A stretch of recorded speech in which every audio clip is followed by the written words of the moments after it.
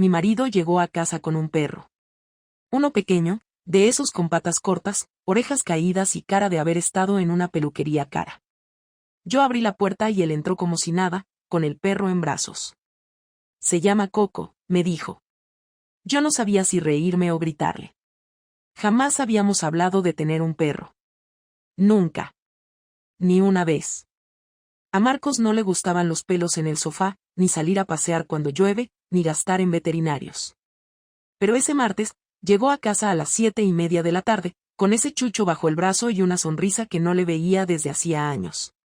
¿De dónde lo has sacado?, le pregunté, tratando de mantener la calma. No lo vas a creer, me dijo, y soltó al perro en el salón. Coco empezó a corretear como si viviera ahí desde siempre. Estaba en la oficina de Inés. Se lo regaló su novio, pero como han roto, lo iba a devolver a la protectora. Me dio pena. Inés. Ahí se me heló algo en el pecho. La misma Inés que menciona a cada rato.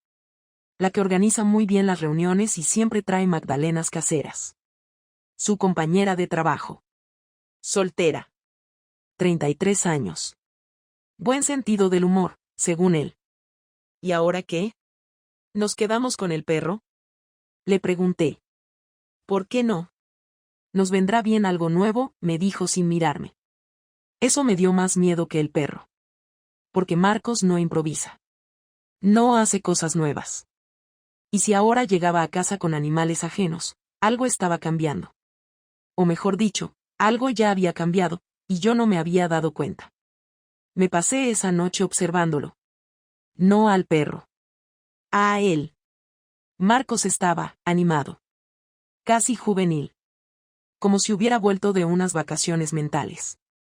Lo vi reírse solo viendo la tele, acariciar al perro con ternura, y lavarse los dientes silbando.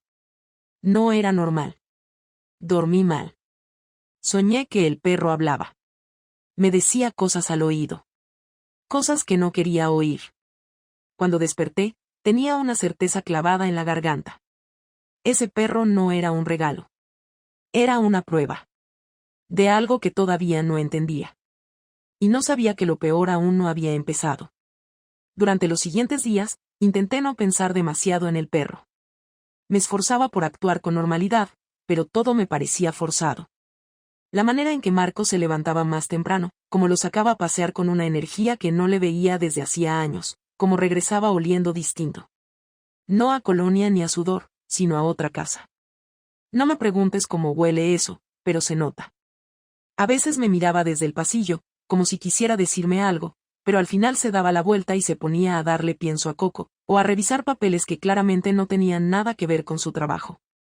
Y lo más extraño de todo era que, por primera vez en años, ya no me preguntaba qué quería cenar, ni si habíamos pagado el recibo del gas, ni siquiera se quejaba por tonterías como el ruido del ascensor o los vecinos de arriba.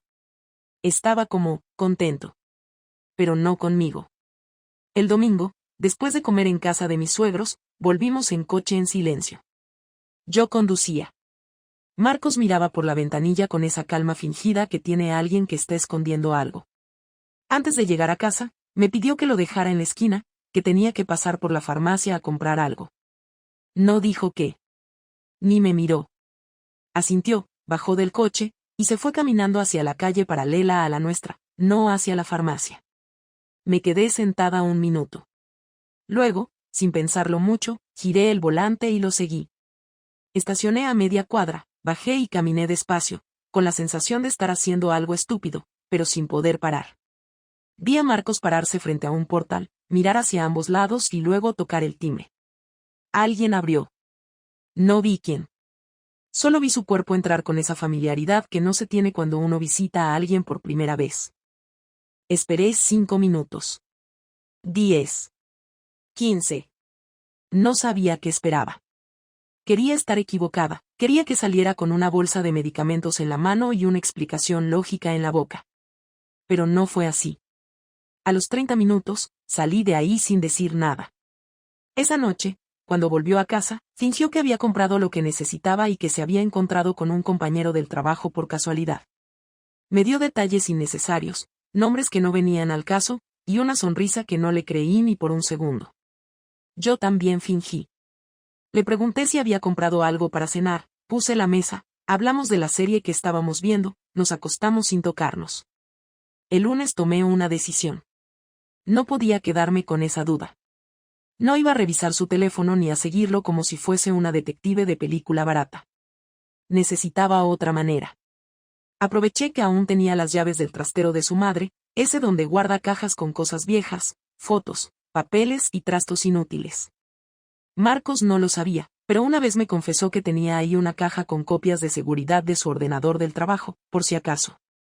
Y como últimamente trabajaba tanto desde el portátil, pensé que tal vez, solo tal vez, podía encontrar algo ahí. No era legal, ni justo, ni moral, pero me importaba una mierda todo eso en ese momento. La tarde siguiente fui al trastero. El portero no dijo nada. Me metí, busqué la caja que me había descrito una vez y la encontré al fondo, debajo de una estantería oxidada. Dentro había discos duros antiguos, cables, carpetas con documentos impresos y una libreta. Una libreta de tapas negras, sin título. Me la llevé. En casa la abrí con las manos temblando. No era un diario ni nada por el estilo. Eran notas sueltas.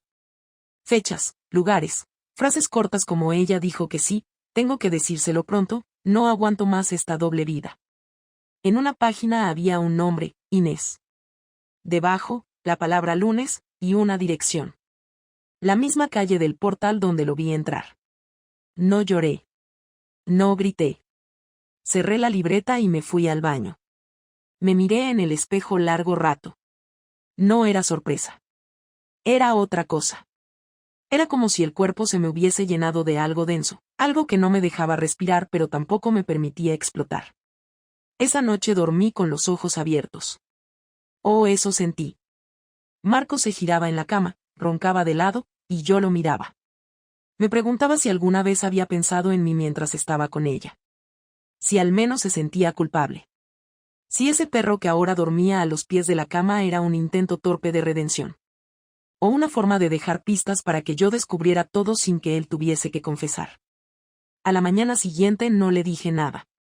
Preparé café, le puse leche fría como siempre, y mientras desayunábamos le pregunté si hoy iba a trabajar desde casa o en la oficina. Me dijo que iba a la oficina, pero que tal vez luego tenía que salir a ver a un proveedor. Mentira. Lo dijo con la misma tranquilidad con la que uno dice que va a sacar la basura. Me dio un beso en la mejilla y se fue. Y yo supe que esa sería la última vez que se iría de casa sin saber que ya lo sabía todo. El viernes por la tarde, Marcos llegó a casa más temprano de lo habitual. No trajo al perro. Entró sin saludar, dejó las llaves en el cuenco de la entrada y fue directo a la cocina. Yo ya lo estaba esperando. Había limpiado la mesa, cerrado la ventana, dejado apagado el móvil, y preparado café aunque no tenía intención de beberlo. No sabía si era el mejor momento ni si estaba del todo lista, pero sabía que era ahora o nunca. Lo observé mientras abría la nevera, tomaba una botella de agua y bebía como si todo estuviera en orden. Lo dejé terminar, no dije nada hasta que se giró y me vio sentada con las manos cruzadas, sin decir palabra. Se detuvo, notó algo en el ambiente. Esa pausa que hacen los culpables cuando presienten que algo se les ha escapado. ¿Qué pasa?, preguntó. Tú dime, le respondí. Al principio no entendió. Sonrió, como si creyera que se trataba de una broma, y luego frunció el ceño. Se cruzó de brazos. Yo lo seguía mirando. El silencio se alargó hasta que él se acercó a la mesa, pero no se sentó. ¿Te pasa algo o vas a estar con esa cara toda la noche? Entraste a un edificio en la calle Colón el domingo pasado. Dijiste que ibas a la farmacia. Ahí fue cuando vi cómo se le borró toda expresión de la cara. No supo reaccionar. Ni siquiera intentó negarlo. Bajó la mirada, se apoyó en el respaldo de la silla como si necesitara sostenerse, pero no dijo nada. Ese silencio me dio más rabia que cualquier insulto. No quería gritos. No quería mentiras elaboradas. Solo quería que hablara. Que tuviera el valor de abrir la boca y decir lo que ya sabíamos los dos. Lo sé todo. Vi a quién fuiste a ver. Sé quién es.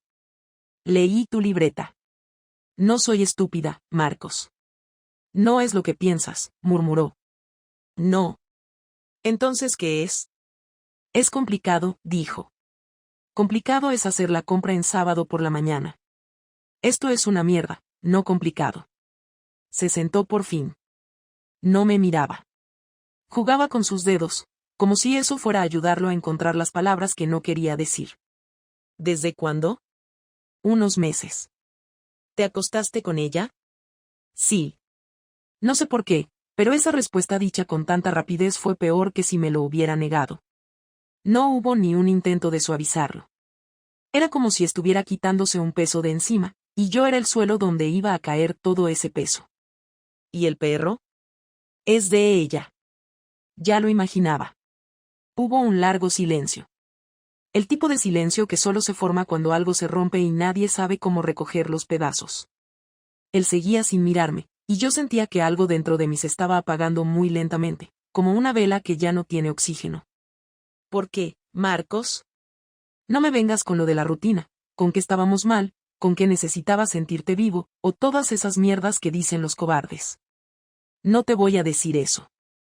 Entonces, no lo sé. Empezó con una tontería, con mensajes, con cosas sin importancia. Y luego fue creciendo. Y no supe cómo pararlo. Me hizo sentir escuchado. Me hacía preguntas, se interesaba por lo que hacía. Y yo no. Le escupí. Tú sí, pero era distinto. Claro. Distinto. Más joven, sin hijos, sin historia, sin reclamos. Qué cómodo. No es tan simple como lo estás pintando, Clara. ¿Sabes qué es simple?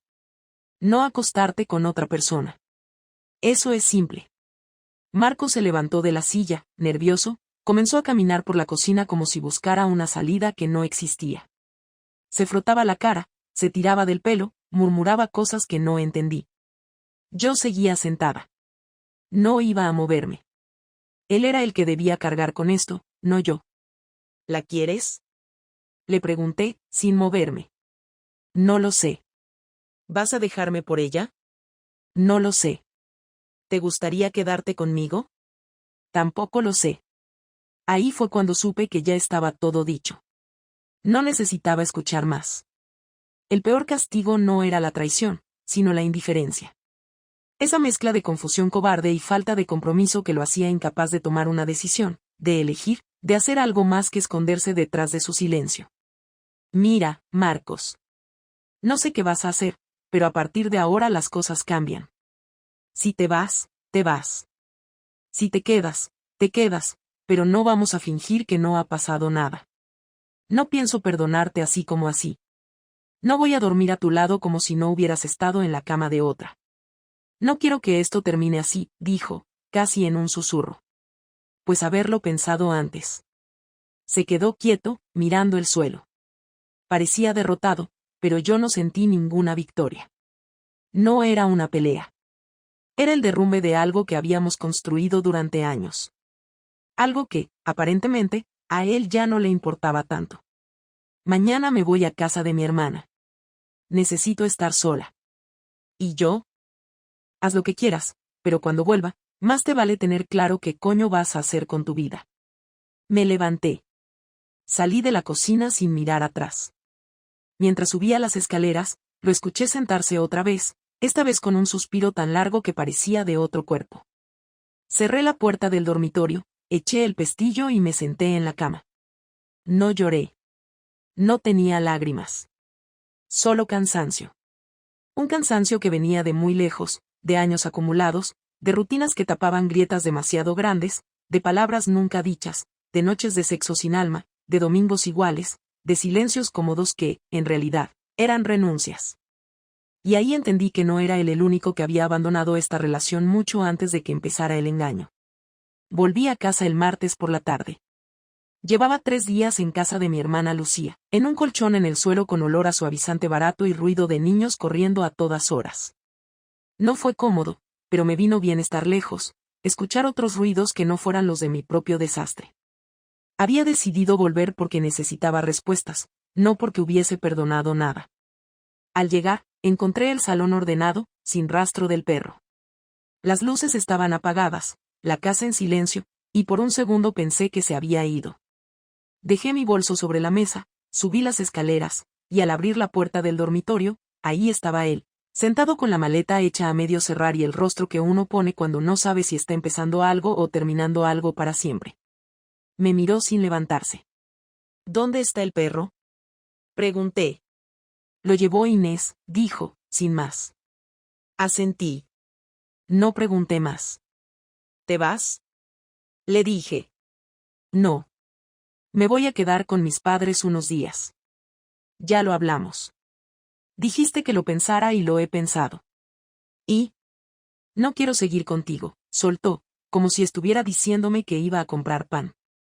Ahí sentí una especie de descarga en el pecho. No fue dolor. Fue rabia, directa y sin filtro. Perfecto. Entonces te vas. Pero quiero dejar una cosa clara. No te vas a ir como si esto fuera una aventura juvenil y sin consecuencias. Tú no vas a salir de aquí limpio. ¿Qué vas a hacer, Clara? Te lo voy a explicar paso a paso, ya que estás tan acostumbrado a planear cosas a escondidas. ¿Recuerdas el portátil del trabajo que dejaste en casa? El que usabas cuando se estropeó el tuyo. No respondió. Lo sabía perfectamente. Lo encendí. No tenía clave. Te descuidaste. Ahí estaba todo. Correos. Documentos. Conversaciones. Fotos. Algunas bastante claras. No tuve que espiarte, Marcos, solo tuviste que confiarme tu casa, como siempre hiciste, y esta vez te salió mal. Se puso de pie. Por primera vez, lo vi incómodo, sin esa actitud fría que había mostrado los últimos días. Eso no es legal, me dijo. Tampoco lo es follarte a tu compañera de trabajo durante horario laboral en una oficina pública, le solté sin pestañear. Así que guarda tus discursos. ¿Qué piensas hacer con eso? Ya lo hice. Mandé todo al correo de recursos humanos de tu delegación. No con mi nombre. Con un correo anónimo. Documentado. Archivos comprimidos. Todo ordenado por fechas. Hasta la foto donde aparece ella con el perro en el despacho. Marcos dio un paso atrás. Fue sutil, pero lo vi. Le fallaron las piernas.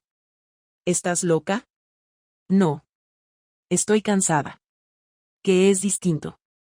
Tú me arruinaste la vida durante meses mientras me mentías a la cara, así que no esperes comprensión. Esto no es despecho, es justicia básica. ¿Quieres que me despidan? No. Quiero que te miren como lo que eres. Que la gente que tanto admiras vea quién eres fuera de las reuniones y los cafés compartidos. Que Inés sienta lo que se siente cuando la luz cae directamente sobre la mierda que lleváis meses tapando. Se quedó callado. Caminó de un lado a otro de la habitación. Respiraba por la nariz, apretando los dientes. Vi cómo le temblaban las manos y eso me dio una satisfacción que no puedo negar. Me sentí en control, por primera vez en mucho tiempo. Ya no estaba llorando ni pidiéndole explicaciones. Era yo quien mandaba, quien tenía la última palabra, y él solo podía escucharlas. ¿Te vas ahora?, le dije.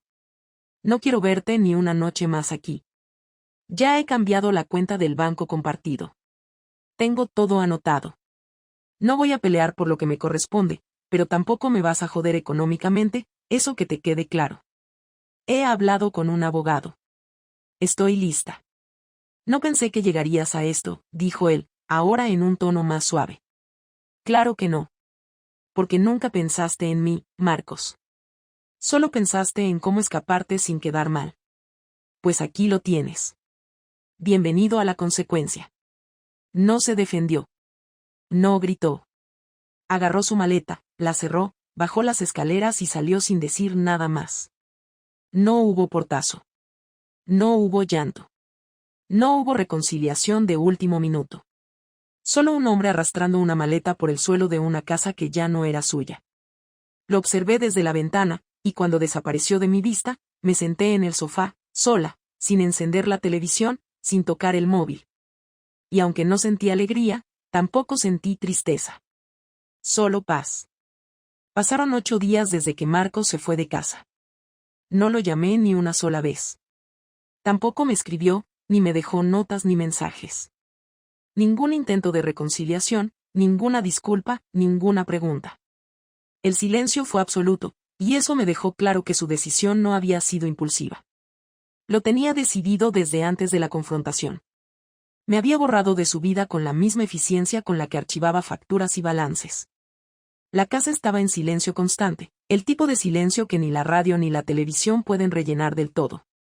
A veces me despertaba antes del despertador, pensando que lo escuchaba abrir la ducha o arrastrar las zapatillas por el pasillo, pero era solo el ruido de la costumbre.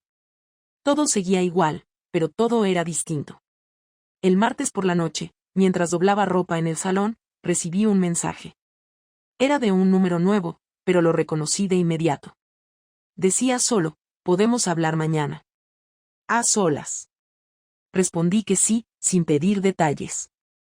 Quedamos a las 5 de la tarde, en una cafetería discreta cerca del parque donde solíamos ir a caminar los domingos. Llegué 10 minutos antes, no porque quisiera verlo antes, sino porque quería elegir dónde sentarme. Escogí la mesa más alejada de la puerta. Él llegó puntual, con la misma chaqueta gris que siempre usaba cuando no sabía cómo vestirse para algo incómodo. Se sentó sin pedirme permiso, como si el pasado reciente no existiera. Gracias por venir, dijo sin rodeos. No lo hice por ti, respondí, sin levantar la vista de la taza. Lo sé. Pero igual lo agradezco. Guardamos silencio unos segundos.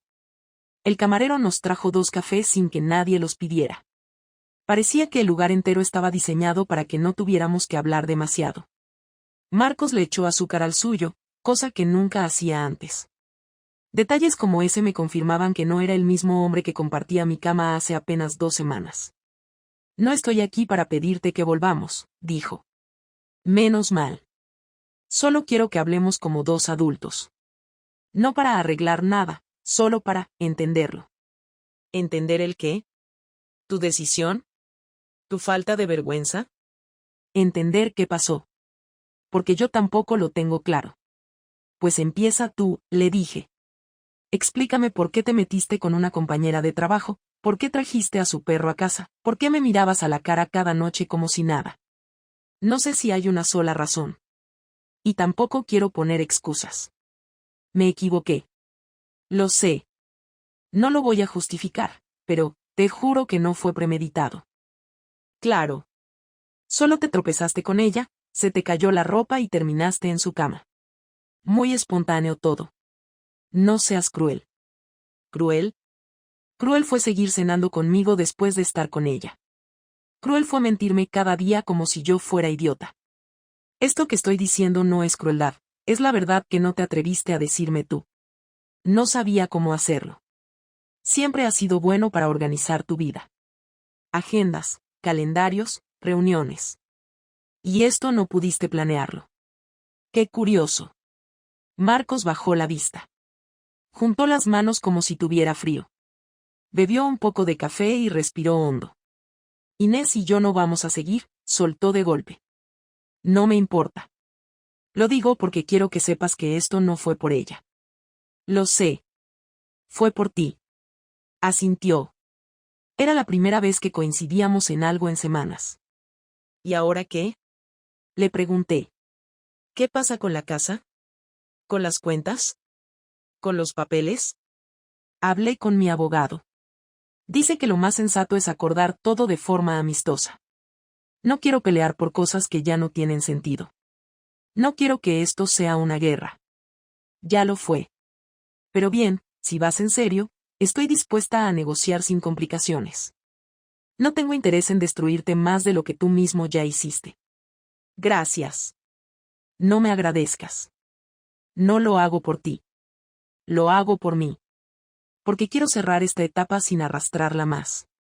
Él asintió otra vez. No insistió en nada. No me pidió perdón, no me habló de remordimientos, no derramó ni una sola lágrima. Estaba ahí solo para cumplir con el trámite emocional, como quien pasa a firmar unos papeles y no vuelve a mirar atrás.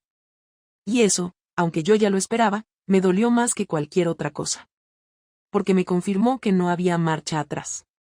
Que ese hombre no volvería a entrar en mi vida, ni siquiera como un recuerdo amable. ¿Quieres añadir algo más? Le pregunté antes de levantarme. Solo quiero que seas feliz, Clara. Tarde. Ya perdí demasiado tiempo buscándolo contigo. Me levanté, dejé unos euros sobre la mesa y salí sin esperar que él hiciera lo mismo. Caminé hasta el coche con la cabeza alta y sin mirar atrás. Me senté, puse las manos en el volante y respiré profundamente. No lloré. Tampoco me sentí liberada. Pero al menos ya no tenía preguntas. Y eso, después de todo, era suficiente. Una semana después de aquella conversación con Marcos, me senté en el mismo sofá donde él me confesó que ya no quería seguir conmigo. Estaba sola, sin música, sin televisor, sin el perro que se llevó sin consultarme. Tenía delante una libreta nueva, no para escribir un diario ni para guardar recuerdos, sino para anotar cosas prácticas, citas con el abogado, movimientos de cuentas, cambios en los recibos, pasos para el proceso de divorcio. Había decidido que no iba a guardar nada de esta etapa como si fuera valiosa, porque no lo era. No merecía nostalgia, solo organización.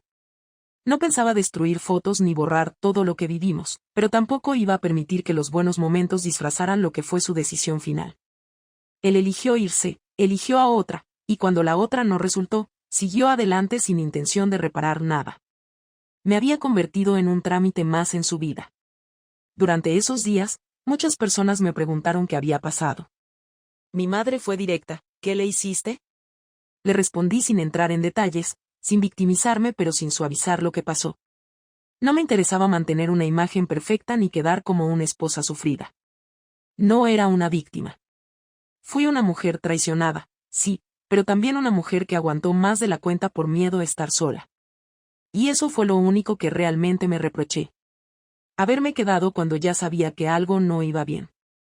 Haber querido arreglar lo que él ya había decidido romper. Lo más difícil no fue perdonar, porque no lo hice. Lo más difícil fue aceptar que Marcos no era el hombre que pensé que era. No porque me traicionara, sino porque nunca tuvo el valor de enfrentar lo que pasaba entre nosotros.